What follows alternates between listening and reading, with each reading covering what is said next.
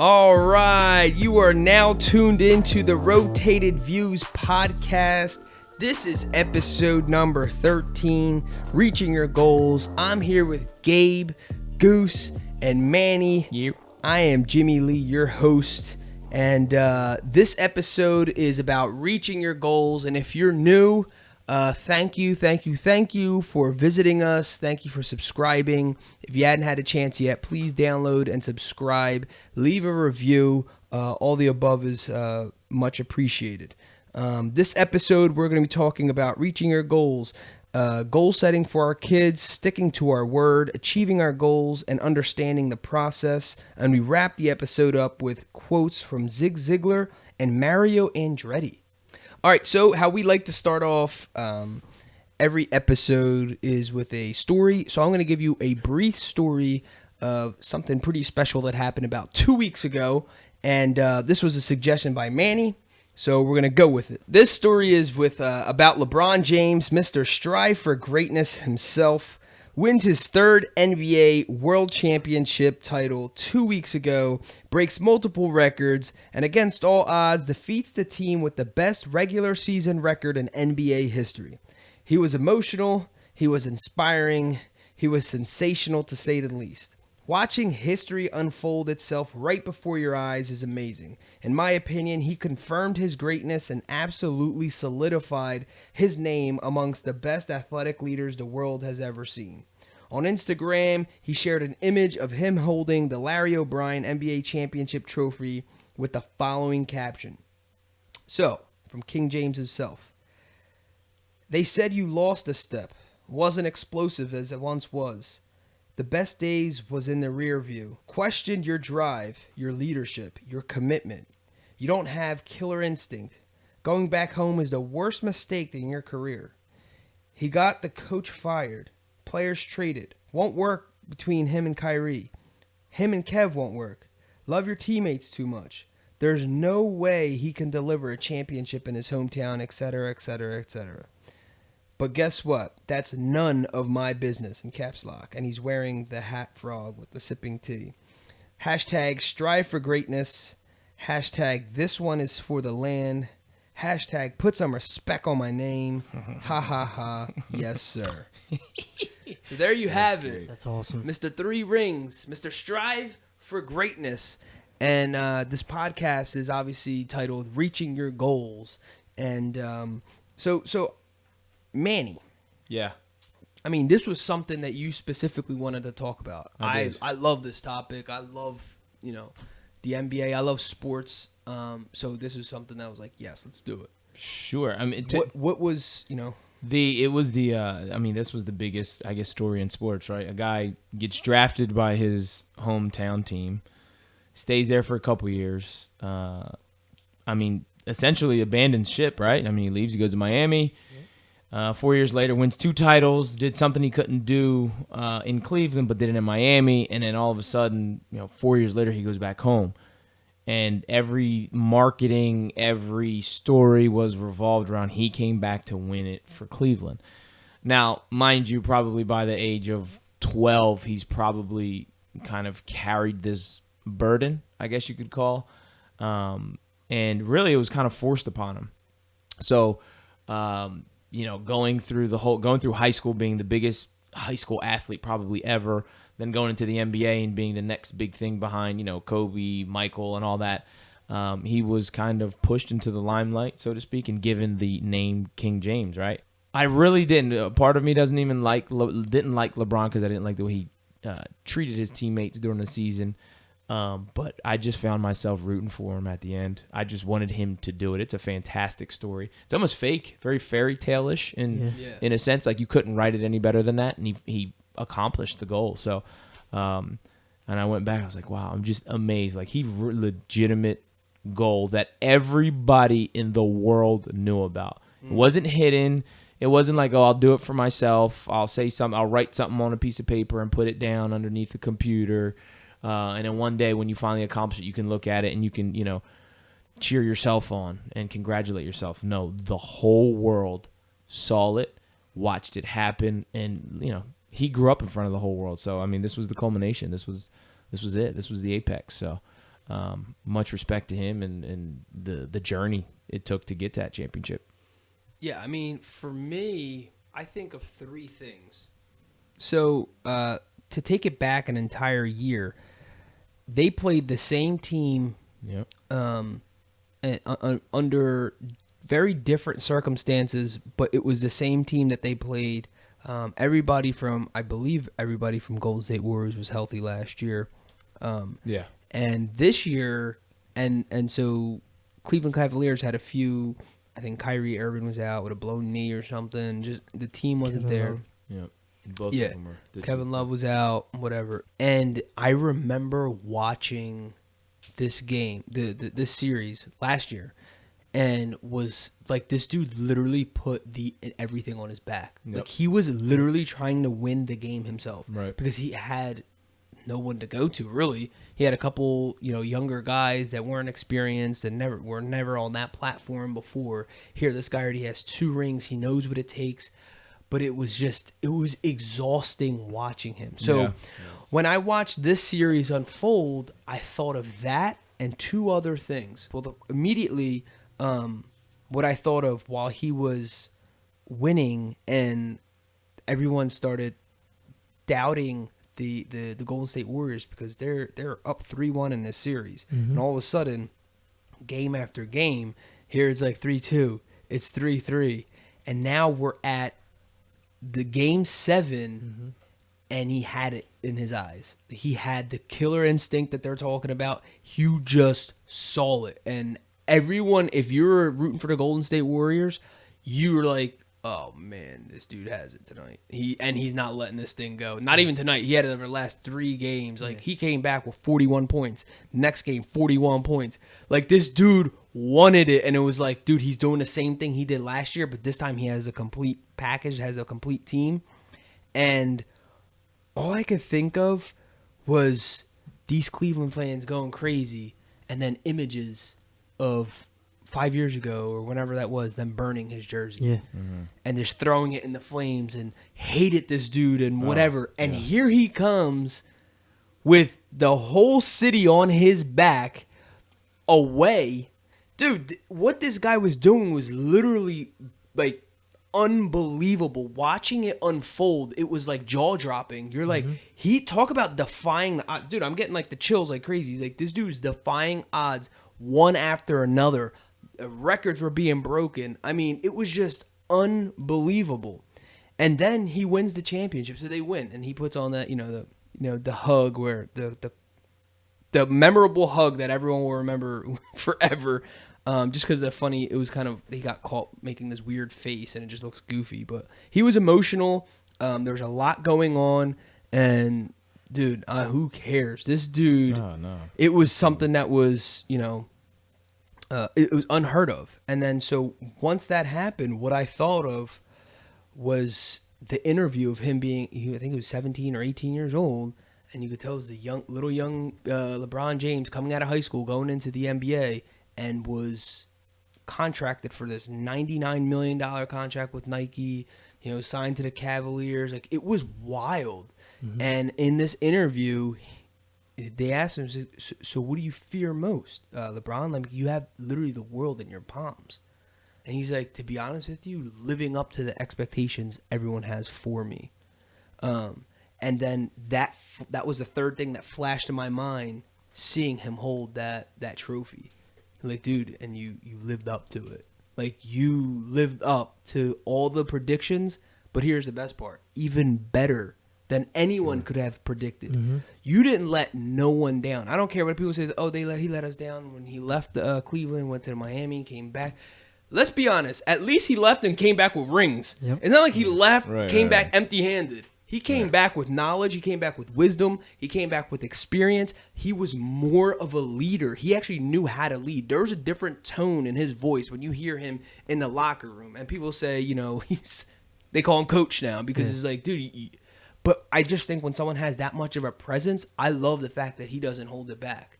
Because the thing is the spotlight is on him. So goes on the same thing with all these celebrities we see kind of grow up in front of us.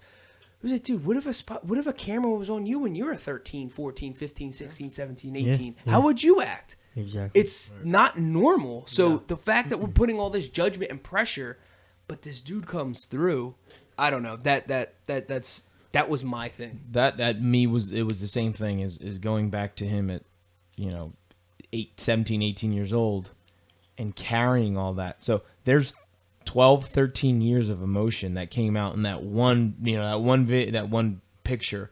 But in that one celebration, there was 12, 13 years of just, it was the culmination. Relief. That's it. Think about how much pressure was built up for then that to spew out the way it did. Right. I mean, talk about reaching your goals. That's it. Yeah. That's what it feels like. I don't think he could describe it. I think he's probably still floating at this point. He might need a little bit of time after it's all said and done, after it finally slows down and he's done all the tours and everything like that. He'll finally think about it after the fact. He might be doing it now, a week or two after the fact. But think about that. That was the climax of his career. Absolutely. It's unbelievable. The dude has 13 pairs of shoes, one of the most bought jerseys in the NBA, most bought sneaker, I think under Jordan, and dude, it's wild. This dude is he's the real deal. If you've ever seen something that was hyped up so much and not deliver, you're oh, kind of expect that. He's young. He didn't go to college. And all of a sudden you see someone actually, how happy is Nike? Yeah. Yeah. Yep. How happy, because dude, there's so much put on a 17-year-old kid. People have come at that age, but not with that level of investment. No. I mean, they gave him money before he even stepped on a lot of money before he even stepped on a court, an NBA court anyway. And he delivered. Yeah, absolutely. He didn't get the ring for whatever it was, 7 years or whatever it was, but he delivered. So just to go back over the whole reaching your goals theme, I want to also provide you guys with Webster's Dictionary version of what a goal is and what it means to achieve. So according to the dictionary, a goal is something that you have or something that you are trying to do or achieve. And achieve is defined as to get or reach something by working hard and to become successful, to reach a goal. So setting goals is one thing. Reaching them is a whole other thing.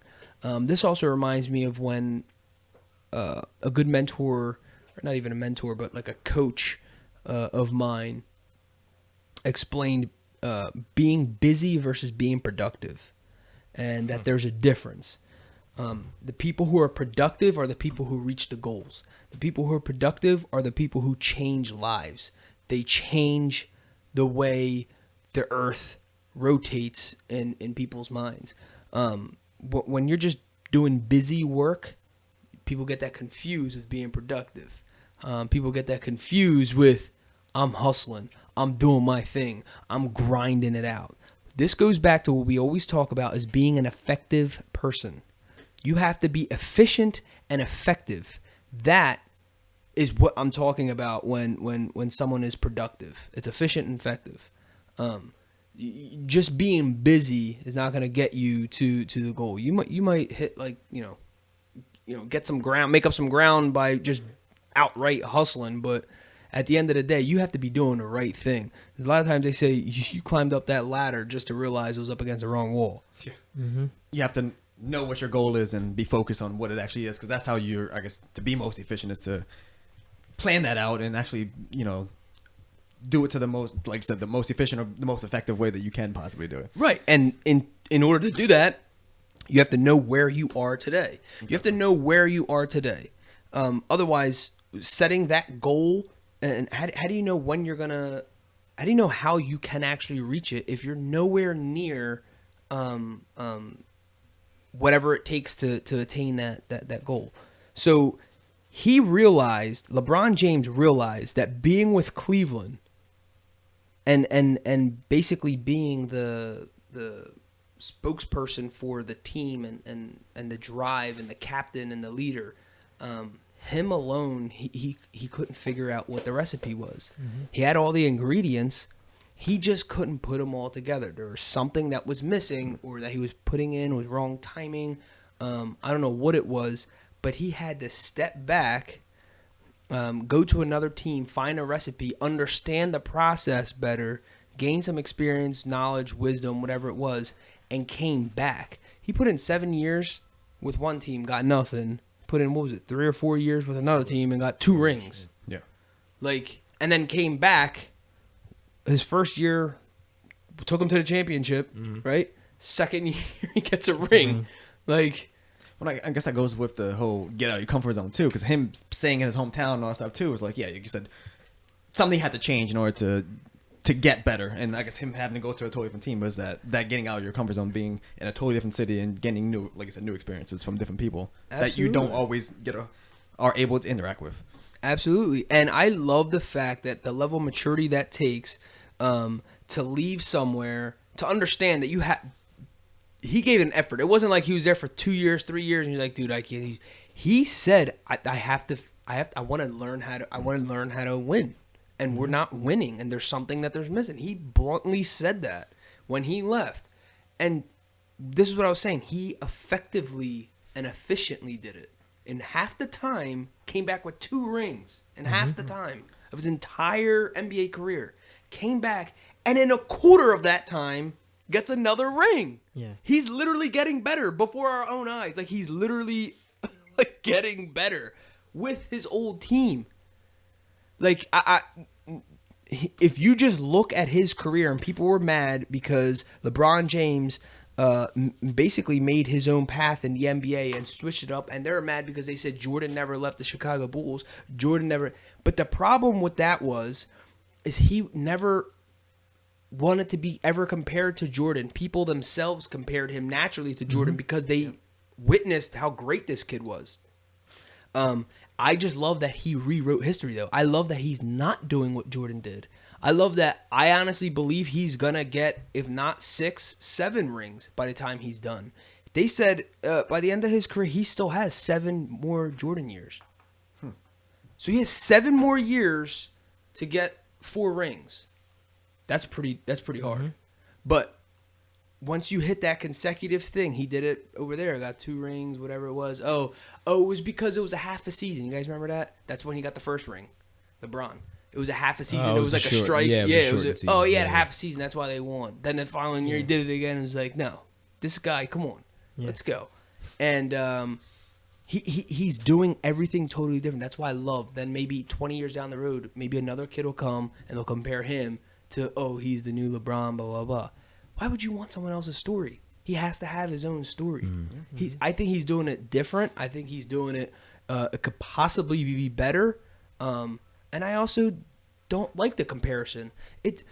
These people compare. This even goes back. This goes with music. This goes with other sports like boxing. When people do the whole Mike Tyson and comparison, and with Mayweather and all these other guys. Like, dude, it's a different. First of all, it's different eras. Yeah. Different rules, different everything. It's just a comparison thing's weird. But when we're talking about reaching and achieving your goals, he stuck with the script. And he changed it. He adjusted.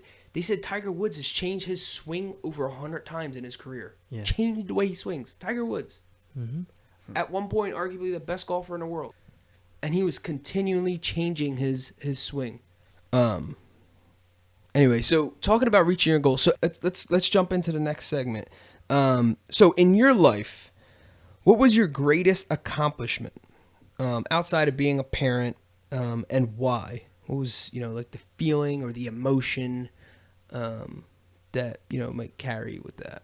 No, well, obviously it's owning my my own business, going from working for somebody to working for yourself.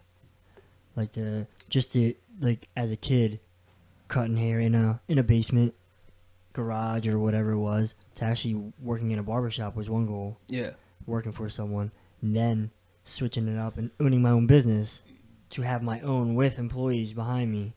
Like, that was like a big accomplishment for me, on top of like just working for someone and just grinding it out for someone. Now I'm just doing it for myself, and now it's the next step is to make the shop bigger and more.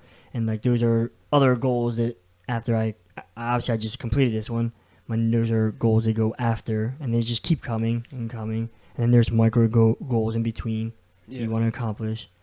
But yeah, that was one of my greater achievements, and it just makes my it makes my life better, like to provide for my family and stuff. Absolutely. So that was a cool one because not only that, it was in our hometown.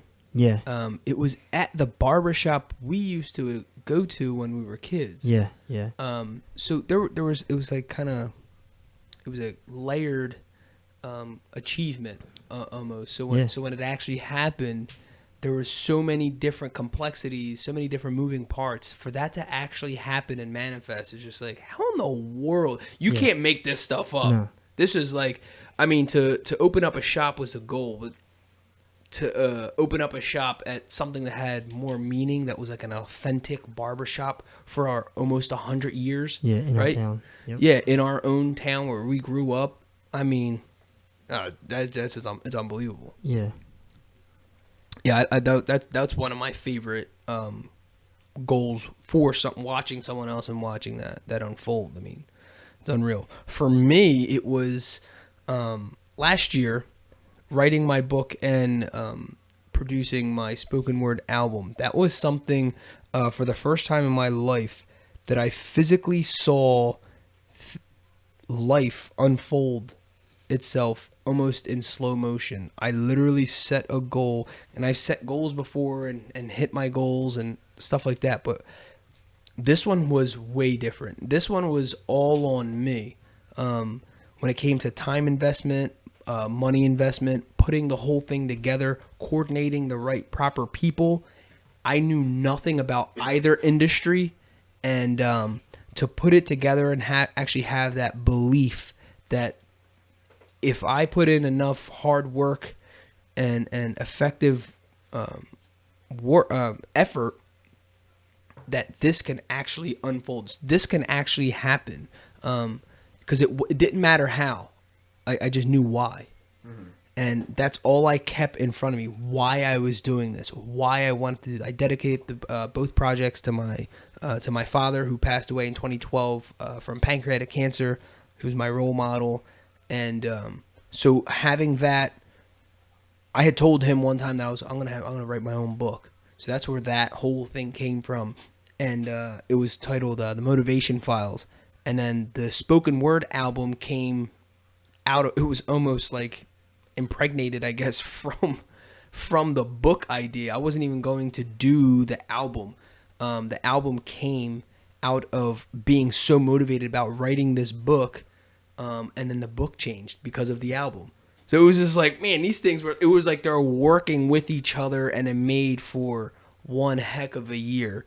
And it was just absolutely amazing. I actually put the podcast off an entire year just to complete those two projects. And I said in 2015, I'm definitely writing a book. And I got so excited. I said, I'm putting an album out too. And initially the album was to promote the book, which no one knows, because it kind of went the way it happened. It was supposed to be in reverse? Initially, yeah. And then I flipped them and like, oh, I'm going to use the album to promote the book. Nice. And then it didn't work out that way, but that's how it started. And I was like, I want to put it. And then I put so much time and effort into this, like literally blood, sweat, and tears. Oh, yeah. That was like, there's no way I'm not doing this at this point. And there's just sometimes you set a goal that's so big. There was points where I didn't even believe it. Mm-hmm. I talk to Heck about this all the time. He's like, where did you get the date from, though? Because he starts laughing because it was such a random date. Mm. Yeah. I made it up. Like, I literally made it up. He's like, so we're just staring at each other. He's like, what do you mean? He's like, Heck, I grabbed my calendar, look at him. I'm going to do it. You have to when it comes to reaching your goals, you have to set a date. You have to put a timeline. Yep. You're gonna get lackadaisical. You're gonna stop. You're not gonna hustle as hard. You're going to give yourself too much cushion room, and it's not going to happen.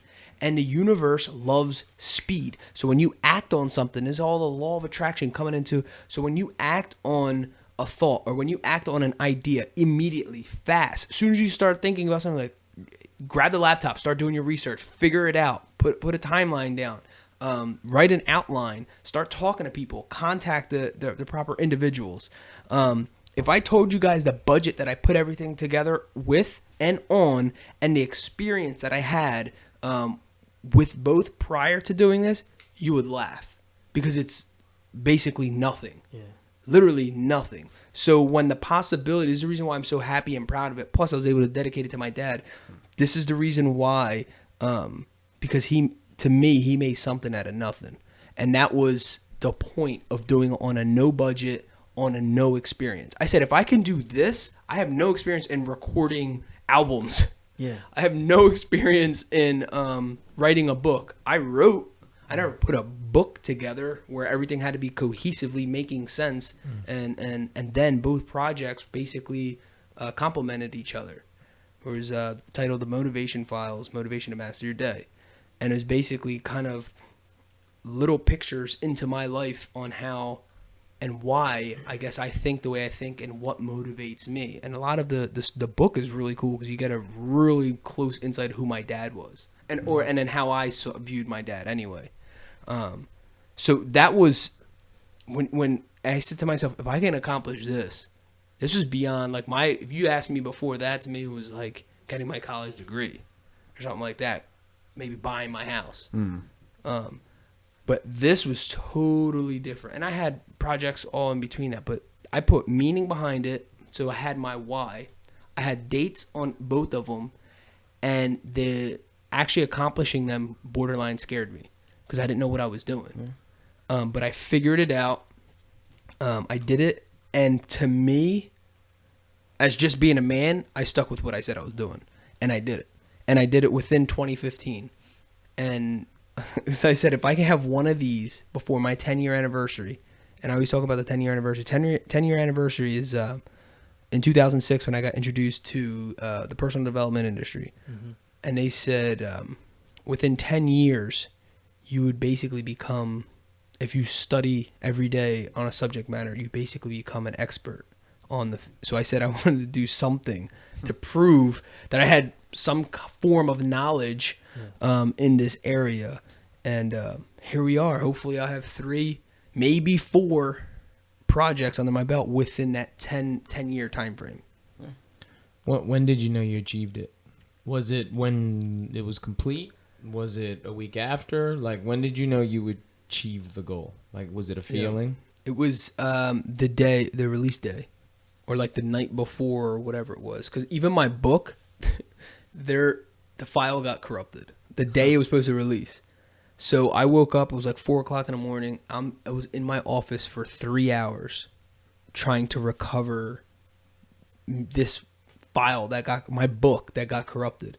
So when it went from exchange from my laptop to, which had it's Google Docs or something, and then I had to change it because that file got corrupted. Somehow the email went through of this corrupted file to my desktop computer, and it was Microsoft Word, which is totally different, but they kind of communicate together. I don't know. So all the edits were off. All the fonts were off. Everything was off. So then once I actually recovered, it took me 2.5 hours to recover the document. I was then spent like about a half hour doing all the formatting stuff and turning it into a PDF and all that kind of stuff. How close were you to release tears? Day. How close were you to tears? I wasn't. I was just straight up. I had to do it. I don't even know what it was. It was like I didn't even have time to think. Yeah, it wasn't even. I wasn't not even there. I'm like, I'm not leaving or going anywhere until this is done. And I just made it. Somehow it happened. I couldn't even tell you. So even on release day, things can go wrong. For the album, that was for the book. For the album, it was the night before. Because when you release, we know now with like the podcast, once you upload the stuff, you say, oh, it's going to come out on Tuesday. It'll come like maybe a couple hours before. I had no idea. They said give it 48 hours. So it took 24, almost like between 24 and 36 hours, and it was already on iTunes But I didn't say anything to anyone. I was like, no, this can't be real. Is this real? But they didn't approve my my photo yet. So that's why I didn't say anything. I'm like, oh, it kind of looks corny. Like there's nothing. So I'm like, dang, yo, is this now? It's probably like 11:30 at night, the day before the release, and it'll drop at midnight. And I get an email. It was like 11:45. Your picture got approved, or everything got approved, or whatever. And it went through. And I remember just going on my phone and going to iTunes or whatever on my phone and seeing it was just there. Yeah. 15 minutes before it released, it went bink and went right in. Huh. Like it slid, like almost like sliding into home plate and kind of just missing the tag. I'm like, oh, dude, it's on there. Yeah. And I saw it was like $14.99. I'm like, yo, this is real. Like this happened. Totally made up. Never did anything like that in my entire life. Made the whole thing up, made the dates up, got people together who never worked together. From production to beat making to equipment, putting other projects off to the late nights out back till 2-3 in the morning, writing the lyrics and stuff for this because I'm not one of those guys who's like, okay, this is the time that I'm gonna write. It's like a feeling because to me that's when I'm gonna get the most out of what I'm doing. It just comes about naturally. Yeah, I can't just sit there and like, oh. Velez, you have from 2 p.m. to 3 p.m. You have from 2 p.m. to 3 p.m. to come up with something creative. And it's like, dude, that shuts me down actually. Yeah. So when I come out in a more natural way, that for me, that's what works for me. So that was something that you just saw unfold literally like in slow motion. It was extremely emotional. The process was because I felt I was just doing it by myself. It wasn't like a team. You had someone who's doing the producing part, so yeah, you had to do some teamwork there. You had someone who made the beats, but that was it. Everything was like, all right, dude. So I have the equipment, I have the beats.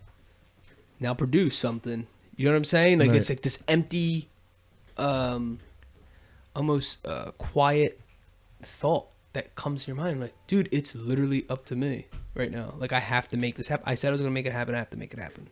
There's something that goes along with that and the belief you give on the people around you, too. If you said you're going to open up a barbershop, you never, ever opened up a barbershop. Right?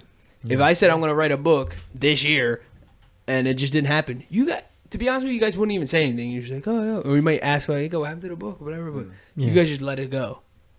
But if the following year I said the same stuff, you guys are like, oh, okay. Yeah.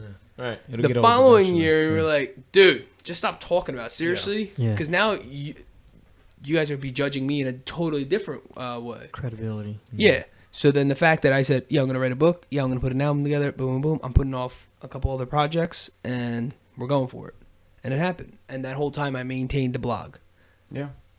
And then we came back and did the podcast. This was another dream that... Once again, Gabe, this is probably your thing, your baby. Because this is I guess a combo of me and you. Because we've talked about just a podcast in general over the past like year plus. So it was like in the midst of all that, we were kind of like always spitballing back and forth anyway about some of this stuff, about like how to actually go about certain things. Even like when you were doing stuff with Scott, yeah, like even he was starting some of his own stuff too. And it was like we kind of had ideas about how to back that stuff too. With I think certain online entities, but once you finish all that and we actually got serious about talking this, it was just like it was one Friday and just like the weekend after that it was pretty much set. We had everything, all the equipment ready to go, and so it happened super quick. So I was like, so it was crazy. Like even like when we know what we want to do and just like, and you have the means to do it at that moment and just kind of have to go and do it. Yeah, because this was something we talked about. Well, it was brought up multiple times to me that people had said you should do kind of move from the blog to a podcast. People want to listen more. It's more available, and not everybody consumes stuff the same way. Some people like video, some people like audio, some people like reading. So and obviously, especially nowadays, everything's going away from written word, unfortunately. So audio is the best next thing because people can just listen in the car and drive, and get the same information, except it's just a different way of doing it. So. Absolutely. Yeah. So that was it. The other two projects were done. I said, Gabe, I think the podcast, we're ready to rock and roll. Let's go. And within a week, we had the equipment. Talked to these guys about it. Everyone loved the idea, and it started happening. I mean, we were terrible when we first started, but Yeah, there's episodes nobody will ever hear. the unknown trials. files. The ones I probably won't ever listen to again, but yeah. And so I mean, we got our practice in to even get to this point, but and obviously we had little snafus along the way, but yeah, it's been a crazy. I mean, as far as like even learning some of this stuff, it's crazy stuff I never thought I'd even be doing at this point. It's awesome. Yeah. So the road to success can be a tough one, and things will definitely get challenging. What advice you give to a person? Would you give to a person who's looking for a little encouragement along the way to their goals?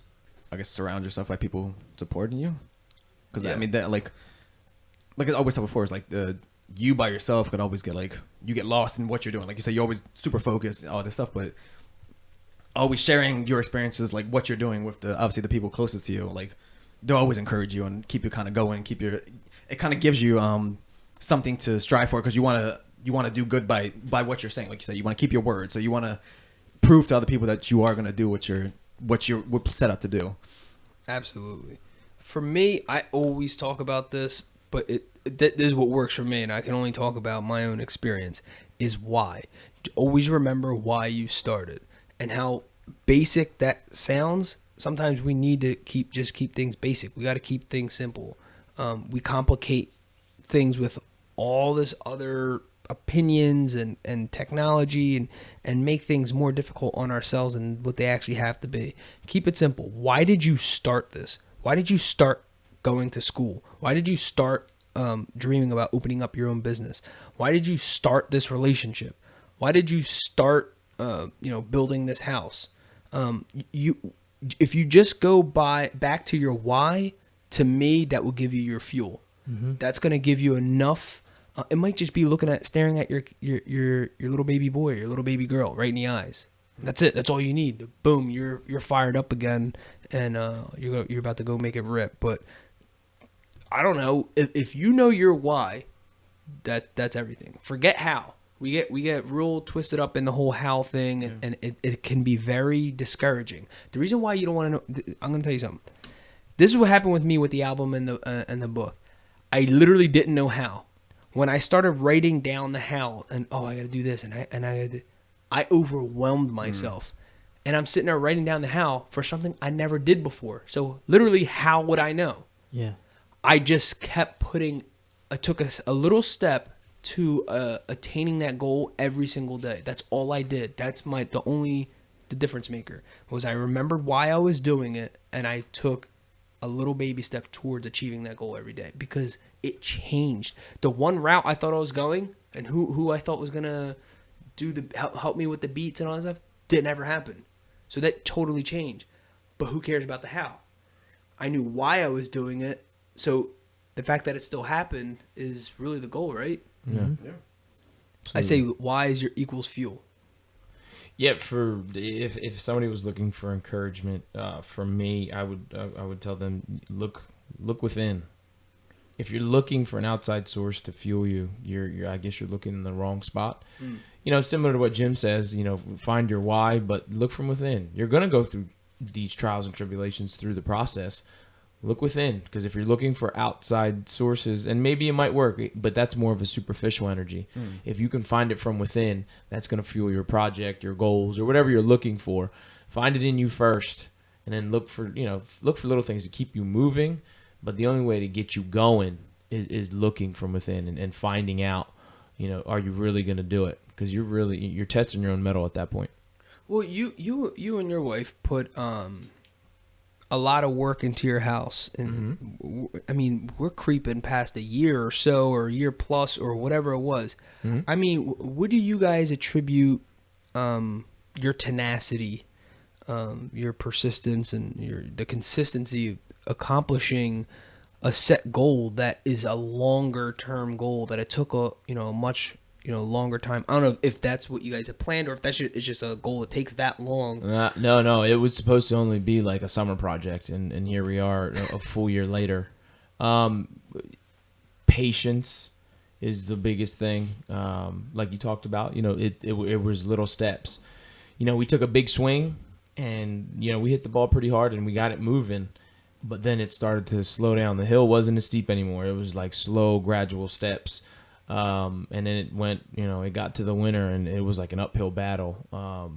So learning to, and we had to look, me especially had to look within and learn patience. It was like, oh man, every day was when nothing was getting done. Days turned into weeks, weeks turned into months. And then here we are. Now we're finally, we're at 95%. Now we're finally tying up all the loose ends. But, being patient, understanding the process. And now, if you ask my wife and me now, it's just, okay, it happens when it's supposed to happen. And we'll continue to push, and we're always pushing. But, the light's at the end of the tunnel. So just being patient. It's going to happen.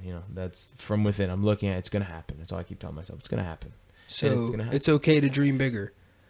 Because so you guys had a goal, and then you're like, you know what? Let's do X, Y, and Z now too. Yeah, well, you got more aggressive. Yeah, the goal really was just put a half bathroom in, and from a half bathroom turned into laundry room, an addition. House. Yeah, it was a whole addition, hardscaping.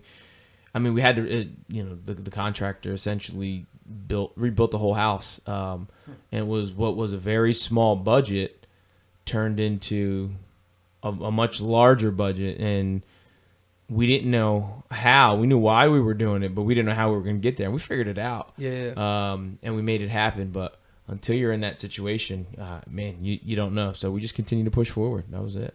No, well, I was just going to tag along with Manny. It's really like being strong-minded with patience. Absolutely. Like you set your goal to what you want to do. Mm-hmm.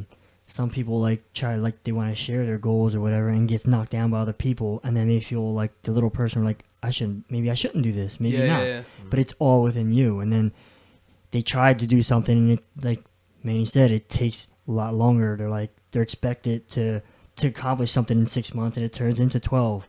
That's like you have to be patient. But as long as you're strong-minded and you're willing and you keep pushing, it's definitely going to fall through. And it could be something with a bigger project that I want to do this in 2 years. It might turn into 5 years later. But there's always like little steps in between that'll get you there. Absolutely. Yeah. But keep it strong. Like stay focused. Do what you think is right. Like don't feed off of other people. But obviously, circle yourself, like Gabe said, around same people who think alike and are pushing you and helping you even more. And it'll happen. It'll all fall in place. Just stay strong-minded. So it's like, how bad do you want it? Yeah. Yeah, because if you tell someone your dream, they knock it. And then they laugh and think it's stupid. Right, and then you give up on it. Yeah. There was nothing behind that. You're weak-minded. Weak. Yeah, you're the dope. Yeah. Look from within. If you really, I mean, it was amazing going back talking about your spoken word and your the book. That was one of my favorite things to watch happen for somebody else. Like, man, he did that. That takes balls to do. For somebody who has no idea. It good, bad, wrong, right could be the worst book in the world. I enjoy it. I listen to the spoken word album still to this day. I enjoy it. Yeah.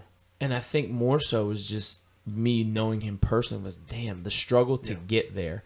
There was no big budget. It wasn't a recording label. It was like, hey, man, I got a couple mics and beats and a lot of stuff I want to say. Let's make it happen. So it's just unbelievable that you were able to turn out such a product. And all it was just, your own self-worth and the mental fortitude to go ahead and get it done.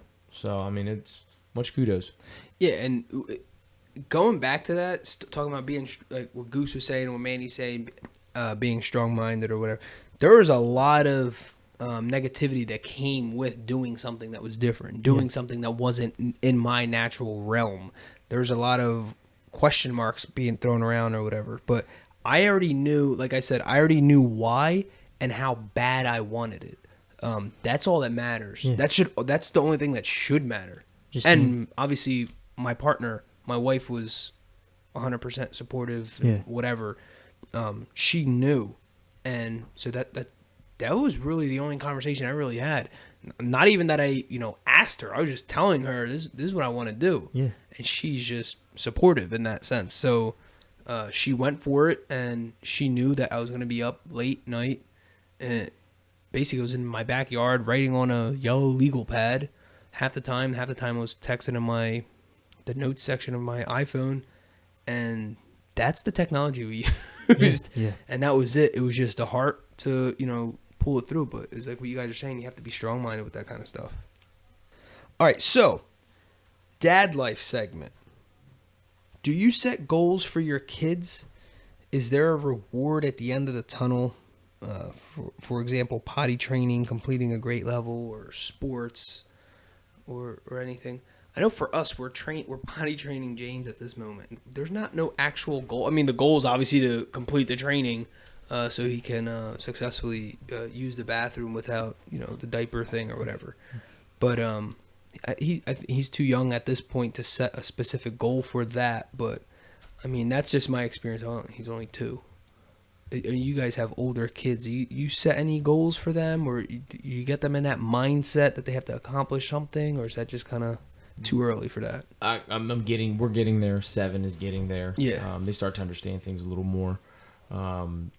I did, like a couple years ago, this one summer, I was like, you're going to read a book, or you're going to do this. And I set goals for him. He was like, meh, because he wasn't into it. You know what I mean? Yeah. So as we move forward and you find things they like or things that you think they would accomplish. Because for me, setting the goals at this young of an age is more of a confidence booster. Like, I can do it. Kind of starting, you're kind of setting the pathway for future, for adulthood, for adolescence, and your teenage years. Is you're set a goal and do it. So if they've done it once, they can do it again. So for me, it's just kind of setting them up for the future. So I haven't done anything yet this summer. Summer's a week and some change in. But for me, is for him to read books and continue working towards grade 2 type stuff. So yeah. So I mean, so it really sounds like at this moment it's really speaking the strength into them. Sure. Mm-hmm. And encouraging them, and giving them the confidence. Because I definitely believe that if my dad said or my mom said you can do it, I literally believe what they said. As a kid, you're hanging on every word your parent says. Sure. I mean, naturally, I would say for the majority of kids, if the dad or the mom is actively in their life, that's their first role model, whoever it is. Because that's what they were to me. It was like I respected my mom and I respected my dad. So when they said something like "you can do it," I believed them because they're the ones who are helping me and encouraging me on other subject matters in my little life at the age of 7 or something, whatever it was. Yep. I think that was like one of the first times my mom told me I can go to college and do whatever I want. I didn't know what that was. I didn't know specifically what that was. Like school. I mean, I just started. You want me extended another 5 more years? But I think it's huge. I think I'm not sure where you start to set goals, and there's probably some child psychologist or expert out there that can maybe contact us and give us some more shed some more light on that. But I definitely, setting goals is one thing, but if you just encourage them and build them up to be a better person, I think you can't go wrong. Sure.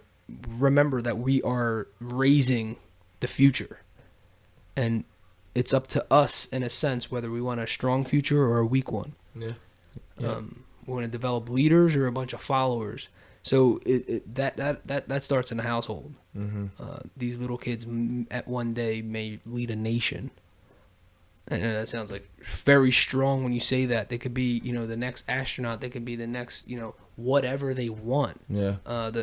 You don't know what these little lives are destined to be. So when you play such an important part in their life, I think it's almost a duty and a responsibility to be encouraging them and sharpening their little minds to be the best that they can be.